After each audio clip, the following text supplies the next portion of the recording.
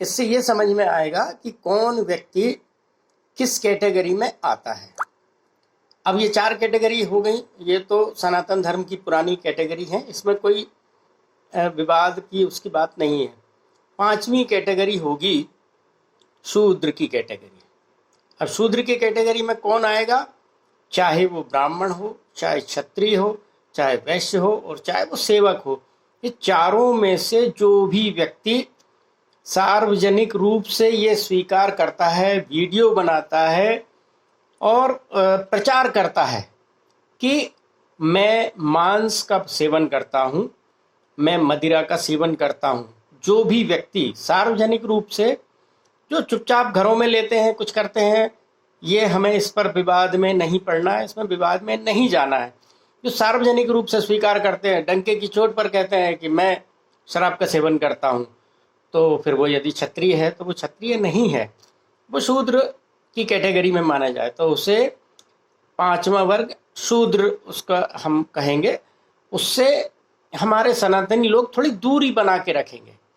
छुआछूत वाली बात नहीं है, लेकिन हम उससे समझ जाएंगे कि ये व्यक्ति हमारे लिए नुकसानदेह है, सनातन धर्म को ये नुकसान पहुंचा रहा है, इसलिए इसे थोड़ा सा त्याज्य इसको रखा जाए। जो व्यक्ति, एक दूसरी बात यह है कि जो व्यक्ति मांस और मदिरा का सेवन करता है, एक बात तो यह कि दूसरी उसकी कैटेगरी होगी कि जो कि सनातन धर्म का, जो कि हिंदू धर्म का अपमान करता है, विरोध करता है या बहिष्कार करने की बात करता है, हिंदू धर्म को, सनातन धर्म को समाप्त करने की बात करता है, डेंगू मलेरिया कहता है, जो कहता है कि अरे ये तो साइनाइड है, ऐसे विरोधी लोग जो कि हिंदू धर्म में घुसे हुए हैं और हिंदू धर्म की जड़ें काट रहे हैं, इन लोगों को शूद्र की कैटेगरी में डाला जाए। शूद्र की कैटेगरी थोड़ी क्लियर हो गई। उससे आगे की कैटेगरी में चर्चा और आगे बढ़ाता हूँ, क्योंकि वीडियो हमें जल्दी जल्दी बनाना है, बहुत सादे शॉर्ट में हम बात करते हैं। अगली कैटेगरी होगी सहधर्मी। सहधर्मी में हमारे हिंदू धर्म से निकले हुए पंथ और मतों के लोग होंगे, जैसे जैन हैं, बौद्ध हैं, सिख हैं। ये हमारे अपने ही अंग हैं और ये कालांतर में ये दूसरे पंथों में चले गए। जैन, बौद्ध और सिख, तो ये सहधर्मी की कैटेगरी में होंगे। उससे अगला होगा, ये 6वां हो गया, 6वें के बाद में 7वां हुआ विधर्मी। विधर्मी में वो लोग होंगे जो कि हिंदू सनातन धर्म के अतिरिक्त अन्य धर्मों के लोग हैं, वो विधर्मी होंगे। उनमें कौन होंगे? जैसे क्रिश्चियंस हैं, जो कि मैंने अपने ईसाई धर्म का पालन करते हैं, वो विधर्मी हैं। उनसे हमें कोई किसी प्रकार की बुराई की बात नहीं है, लेकिन भाई वो, उनका धर्म अलग है, वो अपने धर्म का पालन करते रहें। तो ये हो गए विधर्मी। विधर्मी भी अपने हिंदू धर्म के या सनातन धर्म के बहुत अच्छे समर्थक और अच्छे प्रशंसक होते हैं। ये विधर्मी लोग होते हैं। उनमें क्रिश्चियंस होंगे, ज्यूज होंगे और भी दूसरे जितने भी प्रकार के धर्म हैं, अपने हिंदू धर्म की कैटेगरीज को छोड़ करके वो विधर्मी होंगे। साथ में उसमें मुस्लिम भी होते हैं, हो सकते हैं, जो कि अच्छे विचार वाले लोग हैं, जो कि हिंदू मुस्लिम भाईचारे में विश्वास रखते हैं, वो लोग विधर्मी होंगे। विधर्मी हो गए। अब अगली कैटेगरी होगी म्लेच्छ की कैटेगरी। म्लेच्छ की कैटेगरी आप समझ सकते हैं कि मैं किस बात को आपको इंगित कर रहा हूं। ये म्लेच्छ की कैटेगरी में कौन लोग होंगे? म्लेच्छ की कैटेगरी में वह व्यक्ति होगा जो कि गाय के मांस का सेवन करता है और ओपनली ये बताता है कि मैं गाय का मांस का सेवन करता हूँ। गाय के किसी भी प्रकार के व्यापार में लगे हुए, उनको काटने और उनको बेचने और उनको खरीदने के काम में जो लोग लगे हुए हैं, उनको म्लेच्छ कहा जाएगा। म्लेच्छ का मतलब आप अच्छे से समझते हैं, वो शूद्र से भी अलग कैटेगरी है। जो कि लोग, यानी हिंदू धर्म में, सनातन धर्म में हम गाय को एक पूजनीय पशु मानते हैं, जो कि इसको माता के बराबर हम मानते हैं, लेकिन उससे वो काट करके खाने में यकीन रखते हैं। मैंने पहले भी एक वीडियो बनाया था जिसमें मैंने ये चर्चा किया था कि साथियों, ये जो है, जो पशु हैं, जो पक्षी हैं, या जो मतलब जलचर हैं, मछलियां वगैरह हैं, ये इनको ईश्वर के द्वारा प्रकृति को सुंदर बनाने के लिए भेजा गया है। प्रकृति इनके रहने से सुंदर बनती है। लेकिन होता क्या है कि ये लोग अपने स्वाद के लिए, अपने स्वार्थ के लिए ऐसे जानवरों का, ऐसे पशु पक्षियों का, इनका ये भक्षण करते हैं, खाते हैं इनको, और उसके बाद बड़े प्रसन्न होते हैं, बड़े गौरवान्वित होते हैं, बड़े खुश होते हैं और बताते हैं कि साहब मैं तो जो भी व्यक्ति ये ओपनली कहेगा कि मैं तो गाय के मांस का सेवन करता हूं, वह व्यक्ति, मुस्लिमों में भी दो चीज हो गई, एक विधर्मी हो गए जो कि हमारे हिंदू मुस्लिम भाईचारे में जो यकीन रखते हैं और जो कहते हैं कि नहीं, ये मुस्लिमों में भी बहुत से लोग हैं जो कि गाय के मांस को नहीं खाते, बल्कि मांस का सेवन भी नहीं करते हैं। मोहम्मद साहब सल्लल्लाहु अलैहि वसल्लम ने ये बिल्कुल भी नहीं कहा है कि आप गाय के मांस का सेवन करें, उन्होंने क्लियरली मना किया हुआ है। और बहुत सारे जो हमारे मुस्लिम धर्मगुरु हैं, बहुत सारे, उन्होंने मना किया हुआ है कि नहीं नहीं, गाय का मांस आपको नहीं खाना चाहिए, ये आपके शरीर के लिए नुकसानदेह होता है। तो म्लेच्छ में वो लोग होंगे जो कि सुधरना ही नहीं चाहते, जिनको ये समझना ही नहीं है कि हिंदू धर्म, सनातन धर्म क्या है, क्यों है, इसमें प्रेम व्यवहार, इसमें जो है सारी दुनिया के, सारे संसार के जो है ना, उसकी सुख समृद्धि की बात की जाती है। नहीं, उनको तो मार काट ही करना है। उनको हिंदू मुस्लिम चाहे कोई सा भी हो, उनको, अब वो पाकिस्तान में रहेंगे तो पाकिस्तान में लड़ाई करेंगे, वहां मरेंगे, अफगानिस्तान में होंगे तो वहां लड़ेंगे मरेंगे, भारत में होंगे तो भारत में भी विध्वंस करेंगे। उनको कोई फर्क नहीं पड़ता कि वो किस जमीन पर है, जहां होंगे वहीं उत्पाद करेंगे। ऐसे लोगों को म्लेच्छ की कैटेगरी में डाला जाए। अब आप कहेंगे कि साहब ये मतलब जो है ना, सर्वे जो अपन बात कर रहे थे कि ये सर्वे हमारा 1 साल 2 साल के अंदर अंदर होना चाहिए।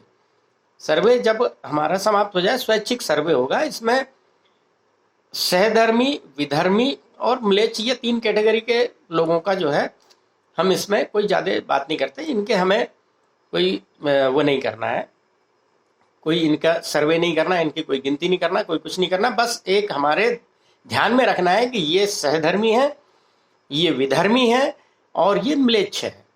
अब आगे की बात कि साहब अब ये एक बार ये हो गया तो फिर ये कितने दिनों तक लागू होगा और किन पर लागू होगा? तो मेरा सुझाव है कि ये स्वयं प्रत्येक व्यक्ति जो इस कैटेगरी में आता है उस पर स्वयं पर लागू होगा, उसके बाद में उसके परिवार पर लागू होगा, उसके बच्चों पर लागू होगा, मतलब उसकी एक पीढ़ी पर लागू होगा।